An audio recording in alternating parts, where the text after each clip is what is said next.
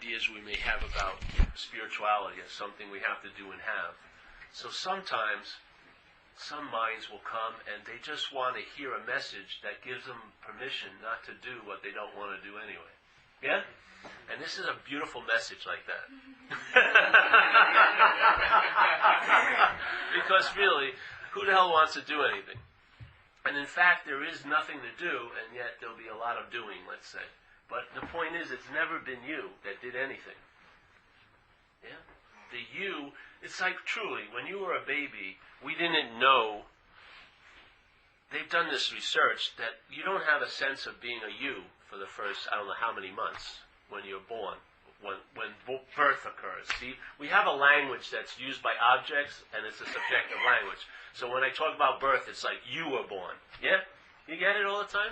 When you talk about a verb, there's always a noun involved in it. So we say birth, you the noun, whatever you call you was born. And you died. But that you, it's crazy, man. So the language is very difficult to express anything clearly in. And that's one of its points, really. What it expresses clearly by the use of the language is that you're a self. That's what it's expressing very well.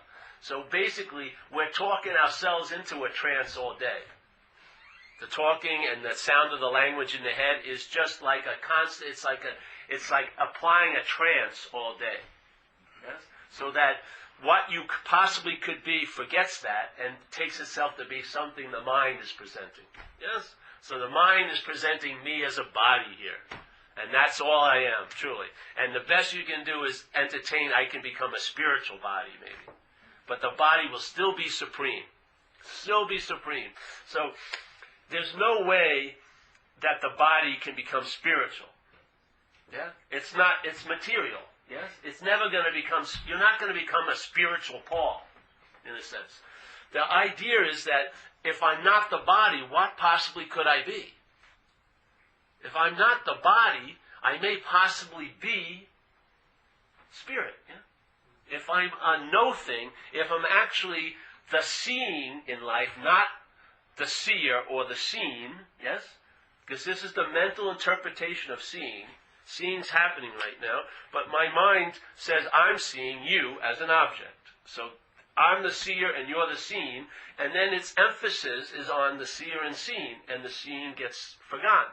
Just like, very rarely do you sense the space in a room. Very rarely do you entertain the spaciousness in the room. Yeah? What we're mostly concerned with is what's appearing in the space. This is like the predilection of the conditional mind. Yeah? So, like if you went to a cafe today, I bet you anywhere in this country you would not have heard a conversation about the effects of gravity. You would not be hearing someone saying, "Oh, gravity is really heavy on my right shoulder today." What about you? Has it been weighing you down the last week? Oh yes, gravity has really taken a disliking for me. I've been very heavy lately. You seem to be buoyant. What's going on? Gravity sucks, yeah? But gravity, as in the physicality, is a constant influence, yeah? You're under the effect of gravity all day, and yet you don't know that you're under the effect of gravity. Do you? You don't. Until you have an experience of not having gravity affect you. So really, you know gravity by its absence.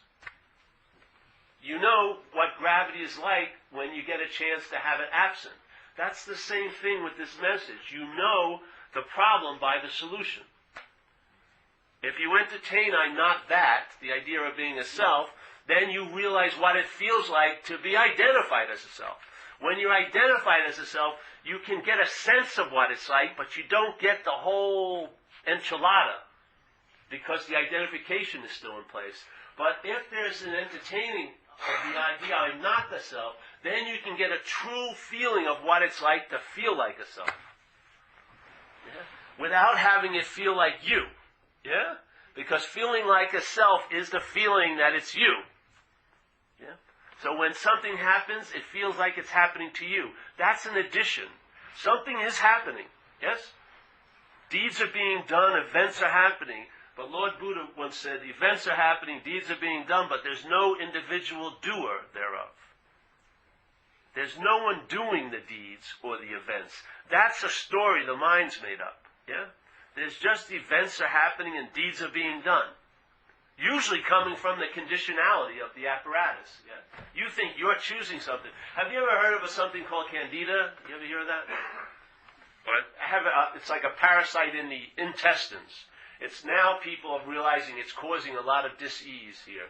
People's sinus problems are probably caused by candida, like this. It's like a bug. It's a yeast that lives in the body. Now, the yeast likes certain fuel, yeah? But obviously, you can't go out and shop. It doesn't have a cart or a car to go to the supermarket. And so what it does is, it influences the apparatus, and so it will tend to have this apparatus want to eat floury things, like bagels and this and that. And the incredible thing is, you're being driven by this candida to get what it needs, and all the while, you have a story in your head that you love bagels.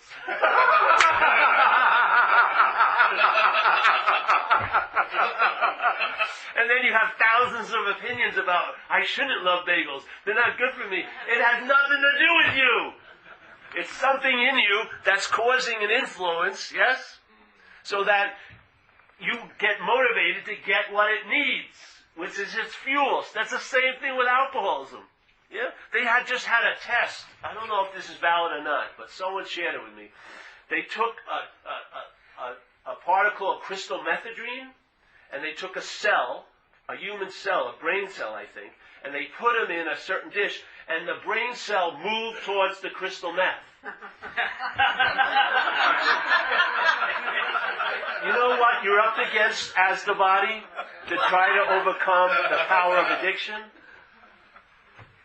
When the whole cellular makeup of your body, of the brain, may want to go towards that thing that's seemingly killing you? Good luck. Yeah? Oh, I can handle this. Oh, yeah. That impulse, that phenomenon of craving, when someone puts alcohol in their body and they have that alcoholic bent, you're a goner. Once the craving starts, there's no helping someone when they're in the midst of the craving. You got to get them afterwards when they're totally deflated or before. But once the obsession is all right to deal with, but once the craving kicks in, it takes its course. Yeah? If you talk to someone on their second day of a 5-day run, they're in for a 5-day run, basically. They're not stopping, usually. Have you noticed? Once that craving kicks in, it's a goner. You have absolutely no say in the matter. So here's the candida influencing us, and then its motivation is clothed or disguised because of our incredible claiming of the mind that anything that comes to us, we think it's us doing it. So I really love bagels. I really love to hurt myself. I really love to really fuck myself up. No, you don't. Something is motivated to act out. And while it's acting out and using you as transportation, all the while, the narration of it is you're doing it. How are you ever going to get out of that? You can't get out of the effects because the byproduct of the effects is guilt and shame about the effects. Something comes over and takes you over, and then after 7 days you wash up on the shore, and then all the shit you did, it's not laid low and the embers don't die. You stoke it. The mind has guilt and shame because you were the doer of all that stuff. Yet the first step says we're powerless over alcohol. Powerless means to me, if you're dancing with a gorilla, you're going to stop when it wants to stop. You have no say in the matter. Yet, the mind and selfing will take that debris of one's life and now stoke it, step on all the embers and produce guilt and shame. So you don't even get cooked once, you get cooked over and over again. Don't you? It's enough you get cooked by a run, and then you get hung over the fire over and over, like one of those things that turns on a thing, and you're basted with mental thoughts and guilt and shame glazing, and it just slowly, it represents it day in and day out for years. Freaking hell. You can't get out of this prison, because there's a prison in a prison in a prison. There's the prison of thinking you did it. Then there's the recollection of you shouldn't have done it. Then it's the guilt and shame about what you did. And on and on and on and on. How's self ever going to get out of self? It's no fucking way. None. The solution doesn't lie in the problem. The solution lies in a system outside of the problem. We have to access something other than self-centeredness. Yeah. I don't know how else it comes to pass. The only way it came to pass in my life is when I entertained I wasn't that. That's what happened. That's why I come here and share it. Because that's what happened. I started to entertain I'm not that, and I got the relief I was looking for as that. Yeah? But every relief I ever got, I went on weeks retreats. I meditated 13 hours a day in jungles in Thailand for 3 weeks. Freaking unbelievably draggy. Trying to improve my condition, trying to get an advantage here. Finally feel okay. And no matter what I did, it would be great, maybe I'd have great spiritual experiences, but as soon as I left that place, as soon as I entered my quote-unquote life, it would be diminished. It would be like a distant memory after a few days. What am I going to do? Sign up for a year retreat? The year retreat? All right, so here's the cost. A year retreat, the payoff, 3 days of relief. Oh, wow, that's a fucking heavy deal. I like the payoff, but the cost, a year. Sitting on my ass for 14 hours a day. Yeah? Getting a couple of days of feeling all right. Shit, I don't like this deal. Yes? Finally it collapsed on me, and I was left like in the middle of town, because at this point, the only thing I did in life was house painting, basically, yeah? And I wasn't even that good of a house painter. So I was identified as a painter. So not a big, not a lofty position. And I had become identified as a spiritual seeker, and I thought I was a good spiritual seeker. Yeah? So my mind had become a spiritual self. And then when I heard this message, it was like, there I was in the middle of town, and my pants dropped, and I couldn't pull them back up. So I was like naked. I'm not even a spiritual seeker. I had no value whatsoever, and the selfing just collapsed. Like, oh, it was so painful, and I wanted to pull my pants up and become something, but I couldn't. And it was so fucking wonderful, because then something snapped. Yes? Something snapped, and I wasn't beholden to an identity my mind was offering me. I was something prior to it. I was the animating principle. I was life. I was the awareness. I was consciousness. I wasn't Paul being conscious, because if it's Paul being conscious, I will be unconscious. I have to be. That's how this place goes. If you believe you're the one that's conscious, you will believe you're unconscious. And just like the mind that I have, if I'm having a good time, maybe it'll last for 15 minutes. Then the mind will get suspicious. Yes? Are they setting me up? I don't deserve this. They're going to find out what an ass I am. Somehow or another, the 15 minutes is almost unbearable to the system. But if I'm having a bad day, it tells me it's going to be lasting forever. Yes? It takes a little feeling bad and makes it a lifelong depression. And it takes sometimes when I'm feeling good and it squishes it. Do you want that to interpret your life for you? Do you want something that shrinks the openness and the positivity and elongates the quote-unquote negativity? If you live in interpretation, that's what interpretation is. It's based on interpretation. So you can have an alcoholic and you drop him in heaven, it'll be hell in a day. You'll find some freaking fault about something. It's always the case. It's the predilection of the conditioned mind where we got the short end of the stick. Yeah? If you think this is going to be coerced into being on your side, forget about it. This parasite has one intention, and it's its own survival. You are food for it. Yeah? It doesn't like you. It's not like a pet. It's not like, oh, come here, Fido. You're a pet to it. It's not a pet to you. That's self-centeredness, thinking you have a parasite. In fact, most of us are actually the parasite has us.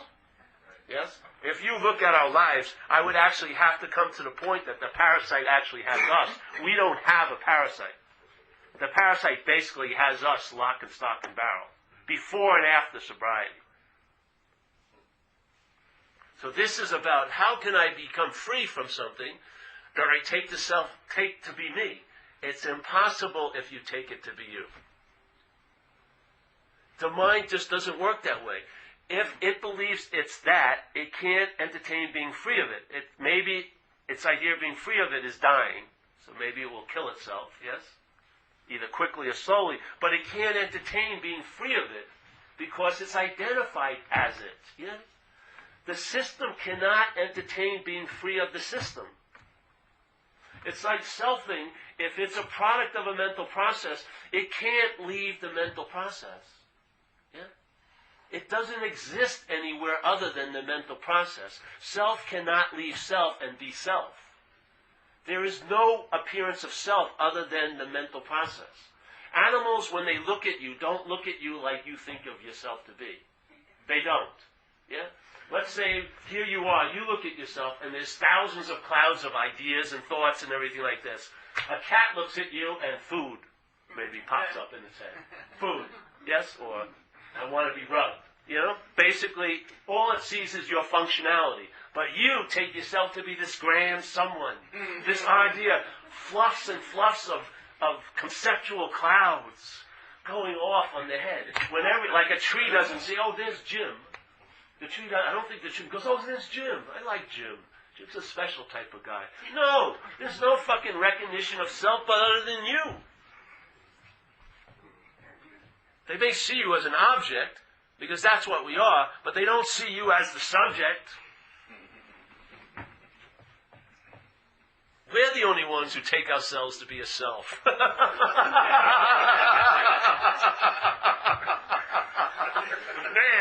and we're drenched in so much importance. It's choking us. We're so obsessed with self, it's unbelievable, a lot of us. The mind, not us, because the feeling of you being obsessed with self is the product of selfing. You know what I mean? This is a real key into checking it out. The feeling that it's you obsessed with you is selfing. Yeah? There's obsession with a you going on, but the feeling that it's you obsessed with you, that's selfing. There is mental obsession with a you. Yes? A you. In other words, the mental process is producing a you. It becomes you when consciousness forgets itself and takes itself to be this. Yes? But basically, it's presenting a you. The immunity to it is seeing it as a you. So when there's obsession with self, it doesn't imply that there's someone obsessed with self unless there's the identification as self in place. When you really feel that it's you obsessed with self, that's the evidence of the identification as self. That's how you see the root of the disease. Is when anything's ever happening, there's always a feeling it's happening to you. That's the root. That's the nub. That's the center of the activity of the disease. It's now produced, yes? It's now produced the view of it's me that this is happening to. Or it's me that's doing it. That is selfing. Yeah? So in a way, when there's a break, when you get out of self in AA, you feel like life is happening. When you're seemingly in self, it's happening to you. Yeah? The truth is life is happening in both aspects, but one, it has a little interpretation that twists it. So life's happening, but when life's happening to me, that's bondage. That is bondage to self. Yeah? It's not saying, it's not saying, oh, that didn't really happen. It's happening, but it's not happening to you. Yeah? Even when it's happening to the body, it's not happening to you unless you're identified as the body. Then it's happening to you. That's the selfing. And it's incredible to recognize the disease, because if you see it, when illumination sets in, there's a seeing of it. For some reason, that's when the freedom gets activated, yeah? You see it. And you and I have all the ability to see it. We're conscious, yeah? There's awareness. It's sort of like being in a room. Say it was dark out here, and then somebody turned off the lights in the room. What would happen would be a lot of problems would arise. If I wanted to get to the bathroom and I didn't live in this house, I wouldn't know where it was, yeah? So I may get lost, go up some room, find someone having sex or something, whatever. Things could happen. I'd be bumping into people and maybe they'd go, hey, stop hitting me or whatever. Sorry, I apologize, make amends to them. And so what did I do? I stopped buying maps to where the bathroom is. Some smart entrepreneurs selling maps in the darkness. Oh yes, I was here once, and if you take this and you go, turn there, but I can't see, just go there, you'll end up there sooner or later. Or you buy knee pads so when you bump into furniture, it won't hurt so much. And we just sort of immediately compensate for the darkness. We start living as if that's the reality, when only darkness is only the absence of light. If somebody would just turn on the light switch, all those convoluted solutions to the darkness would become unnecessary because you'd see now. You wouldn't need a map to the bathroom. You'd see the sign, there's the bathroom. You wouldn't bang into the furniture because you could see the furniture and you could navigate around it. The problem with us is we're in a system of selfing which is unreliable. It's in the dark, it's in ignorance, it's in the dark, yet it's trying to speculate what's going on around here. And it has a desire to be right, and also special. And so it thinks it knows something when it has no knowledge of it whatsoever. But it will kill you for it. I'm right, but it has no real evidence that that's so. So we're basing all of our take on an unreliable system, and we want it to navigate us through a dark room. And it's unwilling to admit it can't deliver the goods. So what happens is when you fail to get to the bathroom, it has an excuse why it didn't happen. It has a rationalization why it didn't happen. Or it blames others for why it didn't happen. Yeah? But it can't deliver the goods. It's not in its nature to bring about the light because it's the absence of light. Yeah? It's the absence of light. It has no reality if light is entertained. It's only in the absence of light that it can appear to be real. Yes? Yeah. Selfing is just like that. It's like a cloak that comes over us and blinds us. We don't know what the hell's going on. Yet the mind incessantly will tell you what's going on. Yeah? And it doesn't matter if it's right or wrong. It just makes up opinions and speculations, and you listen to it as if it's the God-honest truth. And we're taking wrong information as right, so we experience what they call fear in AA, the acronym of false evidence appearing real. Yeah? So constantly, our reactions to life are based on false evidence that appear real. Now, false evidence cannot be real. It can only appear real. And it needs you to appear real to. Yes? It needs the idea of being a long-lasting, independent, separate self, which is also false evidence, yes, to appear real to. If there is a light, you will see false evidence as false evidence. It doesn't take the next step and appear real to you, which creates a situation out here that you're going to have to either avoid or clean up. Yes? This is like seeing life in the blueprint room. It's much more difficult to get out of a house when it's built than if you're just looking at the plans. If you're looking at the plans, you can say, I don't want to build this, and it doesn't take 8 days to break it down or nothing. It's never built. But most of us are waking up in the consequential aspects of where we're looking at life from. Self-centeredness. And it's causing a lot of fucking havoc. We're trying to find all these ways of trying to deal with what's undealable. It's totally unmanageable if you're constantly trying to manage. Life is not unmanageable. Life is neutral. It's your trying to manage it that makes it unmanageable. Because you and I are not managerial quality. We just, really, we're not there. So it's in that admittance that something else will manage your life. Yes? It's not your life anyway. That's the freedom. When you realize life isn't yours, man, it's a lot nicer to travel through. If it's yours, you have so many opinions about your life. Really, how it should be, how it shouldn't be. If you could just take the your off, those opinions wouldn't have so much weight. You may be able to find out what life is instead of having this need to know what life's going to be. Maybe you'd have the balls to walk into and find out what it's like. Yeah? Like it says in AA, you have to abandon yourself to this power greater than yourself. If the power's ability is to catch you, how will you ever know unless you fall? Everything else is just talking. Oh, I know he'll catch me. Do you really? Do you really know? If you really know he'd catch you, then you wouldn't be entertaining anxiety all fucking day. Unless you are relying on what? On self. Because self will never be convinced by any miracle. You can have hundreds of miracles, it will forget it like that, but it will thrive and relight and regurgitate and cultivate a resentment for 40 years. But a miracle that happened this morning, you've probably forgotten it by the afternoon. You have to see, this is not an objective point of view. It's biased. It's prejudiced. It's distorted. Yes? It has a preconceived look already. Self-centeredness. It doesn't have an even look. It's not swayed by evidence much. It just has an incredible amount of information that's somewhat bogus.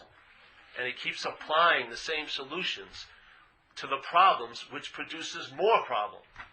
Yes? Have you noticed that?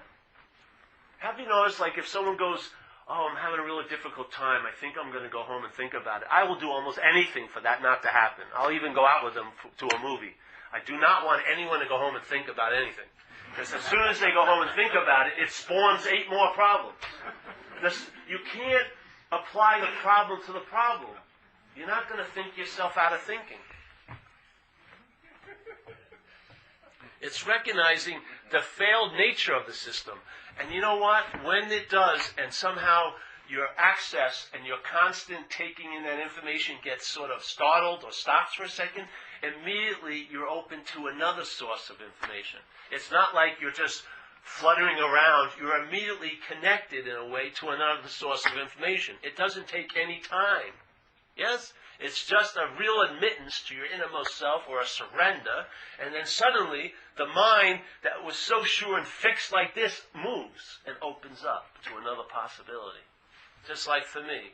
There was no way in hell I ever thought I'd ever be sober. Ever. I was hunkered down in a life of just waiting to get caught again or go into another institution or fucking happily die. And I was just going to try to get as high as I could until that happened. I wasn't thinking, it was just too obvious to me it was done. I'd gone 2 years this program, 3 months another program, been in jails, nothing seems to deter me. So I just gave up, basically. Yeah, and I just said, fuck, let me just get as high as I can. Which is difficult if you have no money. Yeah? That's fucking incredible. It really sucks, doesn't it? Did you ever have a lot of money and a lot of coke and then not have any money?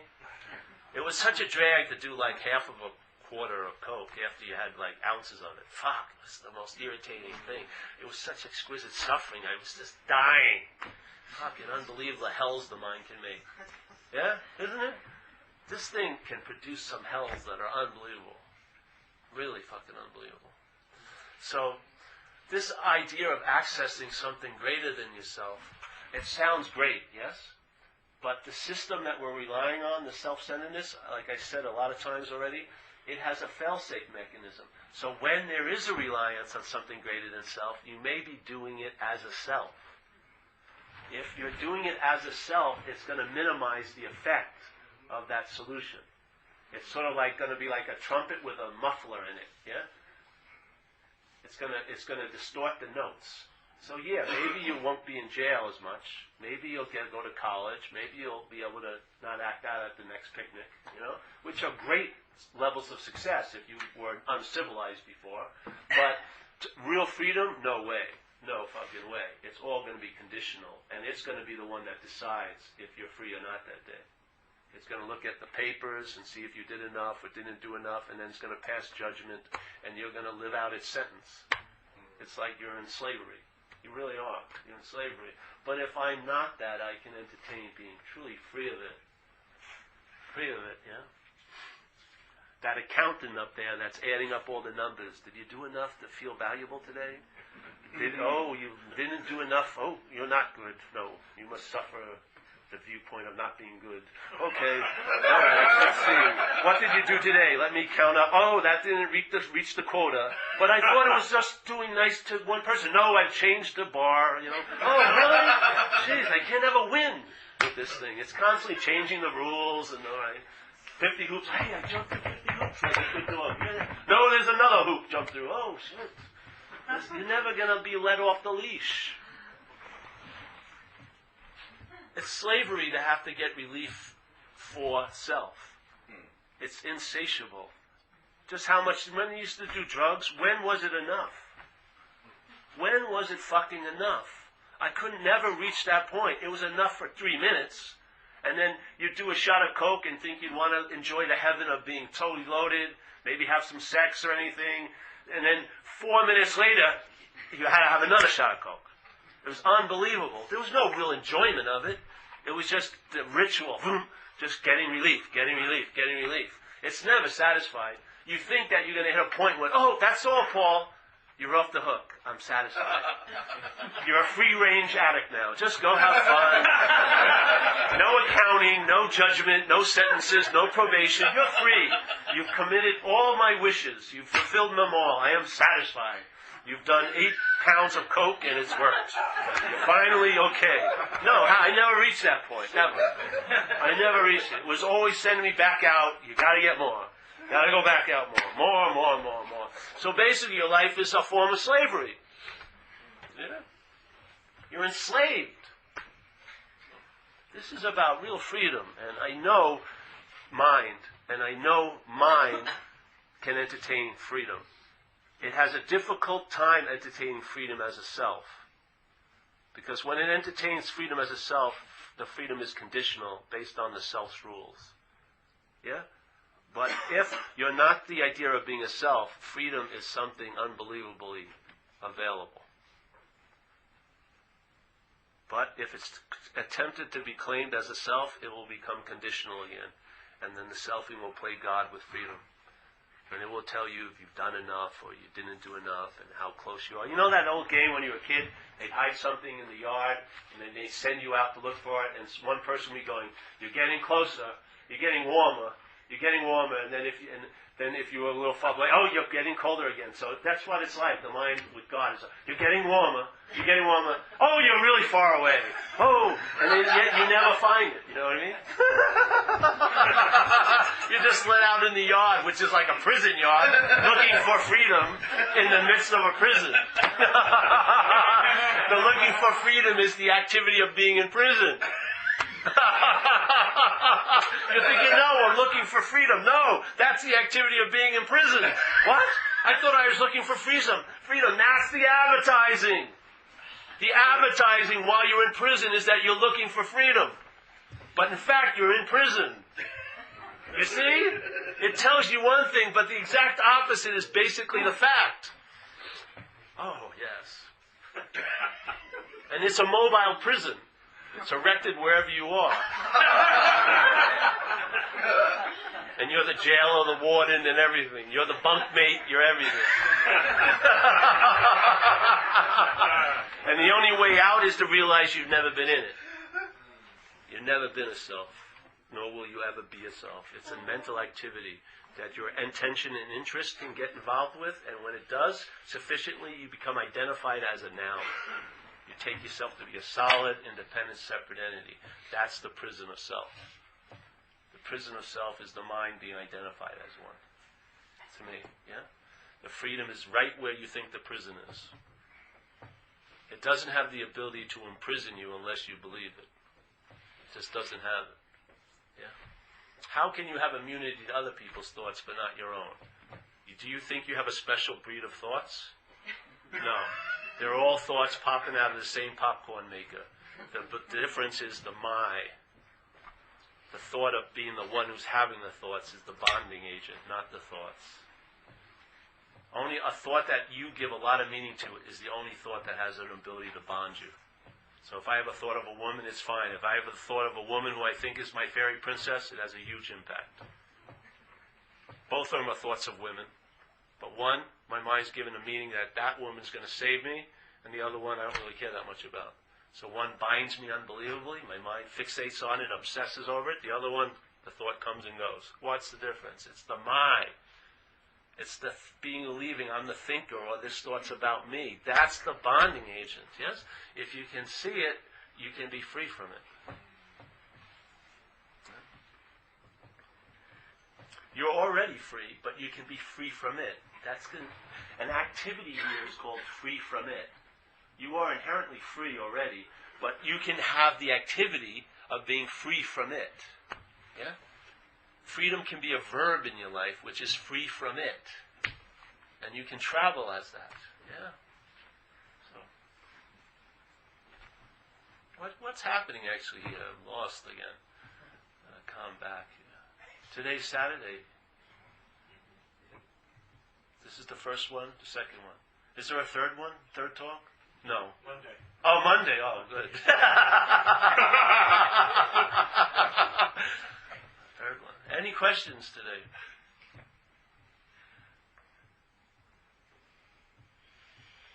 Yes. Yeah, my name is Mike, and I'm an alcoholic. Mike, how are you? Would it be correct, or am I understanding? I understand myself now to be a spirit that has consciousness and awareness. Does that make any sense to you? Yes. I would say you are spirit that doesn't have consciousness and awareness, is consciousness and awareness. But the thing isn't that spirit, consciousness, and awareness is the you. What's the you that has or thinks it's the spirit? Yeah? In a sense, in that statement, there's a you that thinks it's a spirit that's consciousness and aware. My view is cut out the you, and there's spirit, consciousness, and aware. There's no you that is a spirit that's consciousness and aware. There's spirit that's consciousness and awareness. Yeah? There's no you. I don't singularize spirit. Yeah? I don't make it into something. It's a verb to me. It's just an activity. Yeah? So there isn't a you that's spirit. There's spirit, in my view. Neither one are correct or incorrect, but I'm just sharing from where I sit. So the you is out of that. So there's spirit, consciousness, and awareness instead of you being spirit. I don't think there's a you to be spirit, because if there is a you to be spirit, there'll be a you that a lot of times isn't spirit. You know what I mean? And it's confusing to the you when it isn't spirit, because it thinks that, why don't I have a freedom and a joy while I'm living? And then you'll say, because I'm not spirit, so then you'll try to get spirit. Yeah? Like a commodity. And it's all you. Yeah? The you is the center once again. It's the you that was spirit and now isn't spirit and wants to be spirit. What happens if there's no you? Then there's just spirit, awareness, and consciousness. How's that?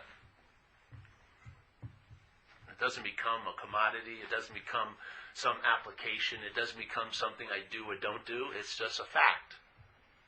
Spirit, consciousness, awareness is the context. Everything else is an appearance in that context. This is an appearance in this context. I'm not this. What the hell am I? I don't know. But I'm not this. That's being what I am. Is seeing what I'm not. Yeah? I have a question. Yeah. How do you apply this idea in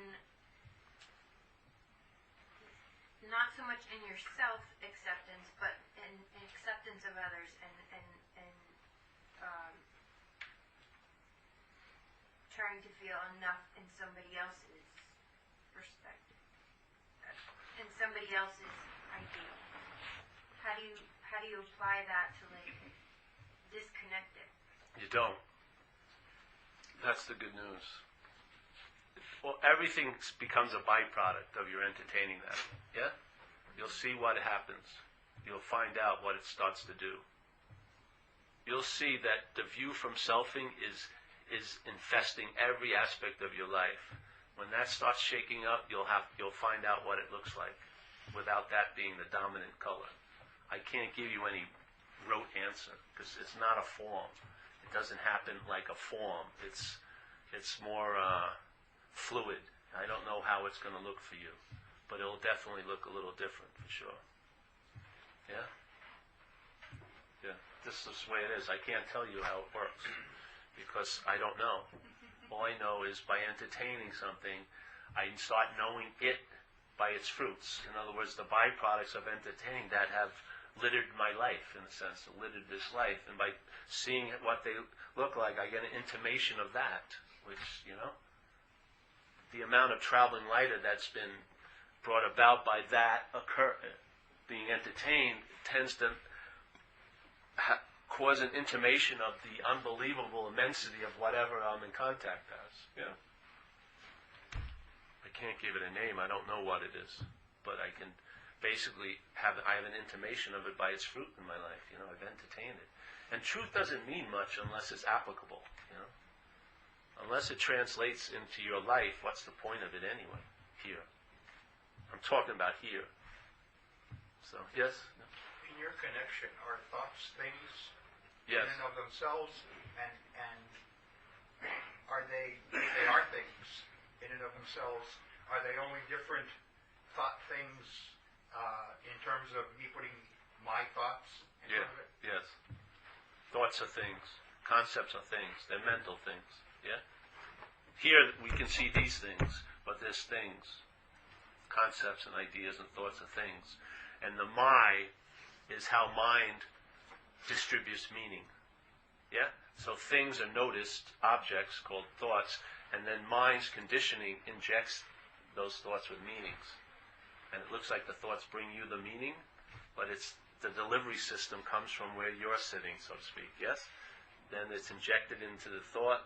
The thought is seen, it opens up, and it's downloaded. Yes? And it's meaning. Yeah? Weight. In other words, a thought, the same thought being entertained in different conditions will produce a whole different meaning. Yeah? Let's say a thought about money, if you have some, probably will just come and go. Another thought about money, if you don't have any, is going to have a lot of meaning. Yeah? So the conditional aspect will inject that thought, which just is money, with a lot of meaning. Yeah? Most people don't notice that. They don't notice the injection of thought with meaning by the mind, the conditional mind. Yeah? So because you and I, basically as this, is just a conditional memory. Tons of information. Yeah? And the bridge for the information to be translated here by thought is to be injected into the thought by the word my. Yeah? The identification with the thought. The my represents tons of files. Yeah? Tons of files, tons of conditionings, tons of this, tons of ideas of resentment and fear and this and that. And so it gets injected into the thought that's appearing. So a thought about next week is just a thought about next week. But if you're in a lot of fear, or your attitude, your basic baseline is anxiety, that anxiety will inject into that thought, and that thought of next week will flip the apparatus out. Yeah? Will be used to flip the apparatus out. It's not coming from the thought, it's coming from the comprising of all the memory and the conditionings of the apparatus. Yeah? It injects it. And see, without knowing that, if you think it's the thought, then you'll want to not have thoughts, which produces more thoughts. Yeah? So you get more of what you don't want. It's insane. It's a self-fulfilling system. Yeah. So thoughts beget more thoughts about thoughts, more thoughts. Yes. And all the my links them all. And they make up a story about you. It's incredible. It's like a daily narrative that sets up an activated trance.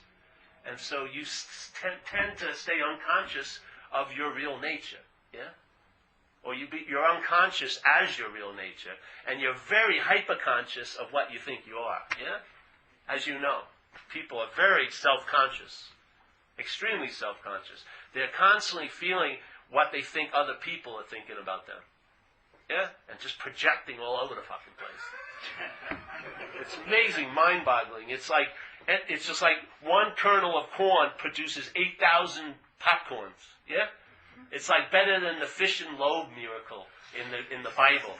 You put one thought and then match it with my, begets thousands of thoughts. Seriously. And creates an orbit system where those thoughts orbit around the central being you. And maybe you don't see them for years, but they come back. Some have real long orbits. Some are orbiting every day. Like, how do I look? Or like this. Or am I going to be okay? That's always happening. But then there's these old ones that you think you've dealt with. I don't have any resentment anymore. And then comes back. And they're all held in position by your energy, not the thoughts. The orbit is set by your gravity. Self-centered gravity is holding the thoughts in place with the mind. Yeah. Very difficult to have freedom in that atmosphere. You think you think you're over something, haven't you? Haven't you done an inventory and felt like you thoroughly dismissed that? Really. I said everything I need to say. I've looked into it. I've made all the amends. And I'm free. Suddenly, what? Comes the what? I thought I got over that. And what? It's just incredible. The planet, holding everything in place. Let that weaken. The gravitational field, which is your belief it's you, that creates all your interest and attention as the gravitational field holding thoughts and feelings and making stories all day in place.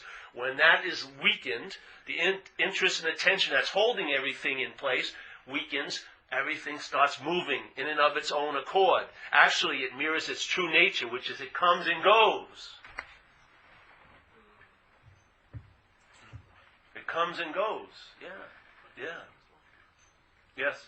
Yeah, would you say serenity then would be almost like existing or being without being so much in self? Yes. Trapped by self? Say that, yes. Self can't have serenity. Self is agitation. The essence of self is selfing. It's need, it's control, it's seeking. There's no peace in selfing. It's agitated. It's a mental verb. It's agitated. Obviously, isn't it?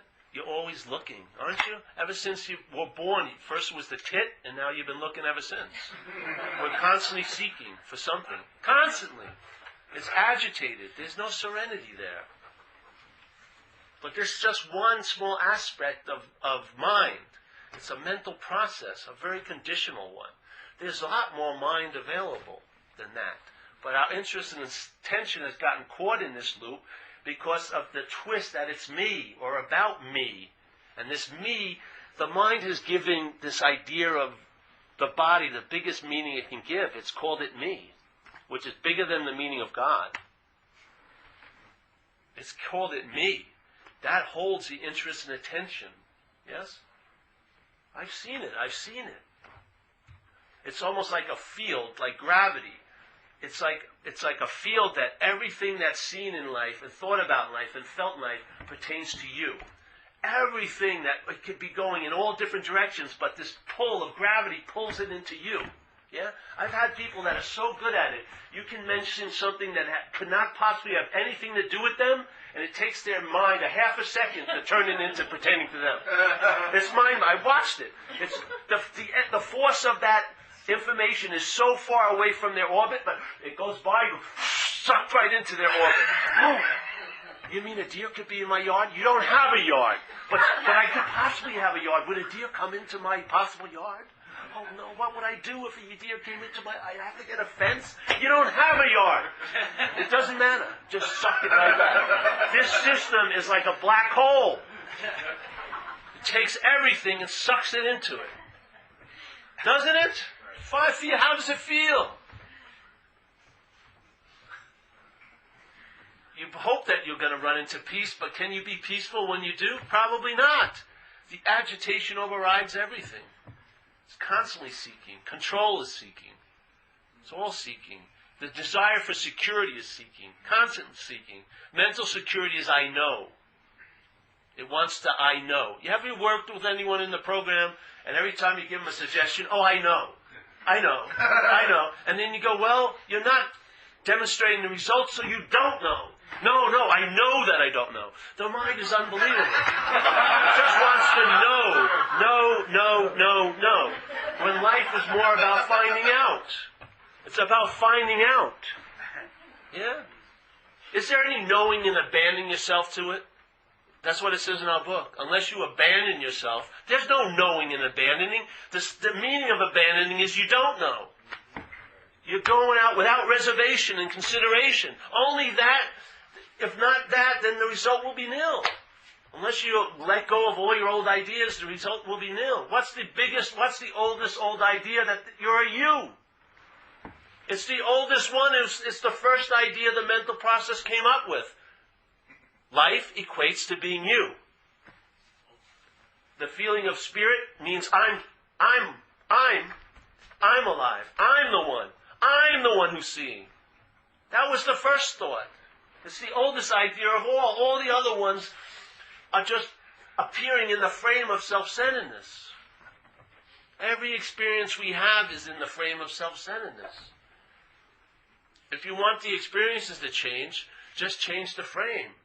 And how you change the frame is admit you can't change the frame. You give up. You give up because trying to change the frame comes from the system of self-centeredness. Once again, you give up. Give up. It's incredible. When you stop trying to get out of here, you'll realize you've never been in here. But all the while you're trying to get out of it, it reinforces the belief in being in it. Really, I'm serious. If there's a point where you just get exhausted and you stop trying to transcend this place and making it better or whatever you're doing, there's such a relief happens because you finally stop running and you just let everything be as it is and it shows off its real nature, which is it isn't real. It comes to go. It may bind you in time, but it cannot bind you in timelessness. It cannot bind you in timelessness. You have to be a thing to be bound. You have to take yourself to be a thing to be bound. And when you take yourself to be a thing, you're bound by the idea of time, because you believe this is your life, and your life is a very small piece called time. You seemingly were born and you're going to die. The show's ending. And the idea of Paul, like a little voice box, and you think that Paul says, oh, I'm going to have a great life, next life, that sound of Paul dies with the body. There is no Paul that's going to hover over and go, oh, I'm dead. It's dead. Bye-bye. It stops. It doesn't move to another and attach itself to another body. Oh, Paul once again. I knew I wasn't going to end. No. You ever see clones, movies on clones? I'm really into this. Do we have time? Do you have time? You all right with this? Yes? Are you, bro? Good. So I saw this movie, and there's a guy on this. I hope I'm going to ruin it for you. I hate to tell you, but let me ruin it for you. I don't mind ruining it for you. So there's a guy's on. He's on the moon, in the dark side of the moon, and at this time it's in the future, and they found something. They found a mineral that they use for energy on Earth. And it's solved all the energetic problems. They don't need oil anymore like this. And they harvest it with these big machines. And they have someone who takes a 3-year contract, and he's by himself on this little station. There's a number of them on the moon, but he's in this one station. He never meets anyone else, and he has a computer that talks and everything. And he has a 3-year contract. And he has pictures of his wife around the thing, and he gets videos of his wife, and his wife's had a baby, and he has a whole life, and he's working out and doing his job and everything like that, yes? And he gets into a crash because he starts seeing things. So he crashed into the machine that's harvesting. And what occurs is he gets brought back in to the place, and what happened is he was actually a clone, yes? With all these memories, chips about a life, but he never really had a life. Yeah? And the clone, he was starting to see things because the clone was starting to break down because it has a 3-year run. And they have the exact same body underneath, and another clone's going to come up. And so while he's on the body, it was like a mistake that he got discovered. The other clone's already been woken up. And how they disguise that it's a clone, they tell the clone, the computer that's watching over him says, oh, you've had an accident and you were severely hurt and you're just coming to. And that's actually the birth of the clone. And he has the same memories as the last clone. So that both the two clones realize they're there, and then they obviously realize there's no Matt, there's no Jeb. You know what I mean? They're both clones of the same dude. And now they start investigating, and they find a video thing, and they've had the same clone for 18 years. They've had 6 of them for 3-year stints, some with beards, some wisdom, but it's the same dude, same clone. And so now they have an incredible conundrum. Yeah? They believe totally wholeheartedly that they're alive as this person, that they have a wife, they have this, and they have that. And it's very, very shattering to the programming that because They were supposed to pass away, never knowing that they weren't a clone. Yeah? They don't have a wife. It's all made up. And now there's two of them, and they want to get down to the bottom of it. And it sounds like the worst thing is that you'd wake up, right? That you thought you were a human and wake up as a clone and will realize you're a clone. But that they always end there, but that's not the end of it. Because in fact, that's what it's like. Basically. We're like a clone of an alcoholic, us, all of us. And we're thinking that we're special and unique and very different, but basically we have the same thoughts and the same feelings and the same reactions to life, pretty much basically. We're basically cloned from the same alcoholism, yeah? And we're thinking when we realize that we're a clone, it's going to be the end of us, but it's the beginning of freedom. You see? They never have that in the movie. It seems to be so terrible to realize you're a clone. Because they stop there and it's like, oh, I really missed out on life. I wanted it to be real. Yeah? But it was real to them. What more do they want? No, they want it to be really real. It ain't going to happen.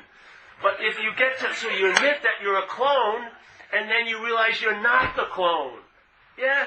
You're something other than the body. Yeah? I think that's so cool. So in a way, when you recognize alcoholism as a foreign installment, you're basically seeing what you called you not to be you. It seems like it would be a real bummer, but the solution is in that, in a way. Because what you are is then freed up from the pantomime of what you're not. Yeah. I would like to do a movie and then add that next hour or two. Wow! Woo! The real revelation. Yes, I am a clone, and then I'm not. Instead of resisting that I'm a clone, which makes you a clone. But they realize, fuck, I am a clone, and then I'm not a clone. Hallelujah. But life doesn't want to take us to that third segment. It's always about, oh, it's wonderful to be independent. You're not independent. You're conditional. You're like everything we do is a reaction. It's like choreographed. We're like, Jesus Christ. You think it's a unique move you made. You dance like every other alcoholic has danced. You don't have one new step in your little repertoire. It's the same old, same old. Just like when you go to AA, everything that you think you've done that no one's done, there's someone that's done it. Yeah, it's ridiculous. So there's a real, to me, not being that great individual is freedom, actually. It's not something to bemoan. It wasn't so great anyway. So it sucked. I love the idea I'm not that. Yeah. Why? If I'm not that, then I don't need to try to get relief for it. Yeah? Because if I am that, I need to get lots of relief. I've got to have Netflix. I've got to have Häagen-Dazs in my freezer. I've got to have this. I've got to have that. And yet I live in an insecurity that none of it's going to work. Yeah? Shit. So I don't know.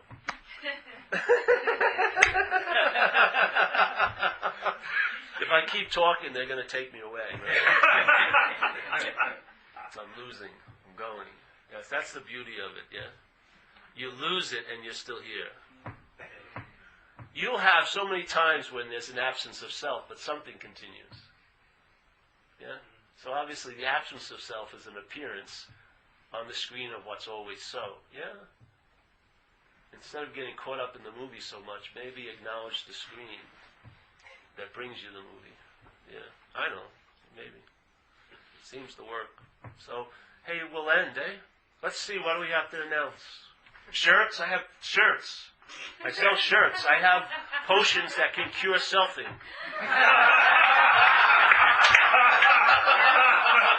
I have a secret handshake. I have matching sweatsuit outfits. Zen bitch slap. And whatever. But then do we pass the basket, or we only passed it once today? Where are my handlers? Hey, thank you for, just participating in this. Good, eh?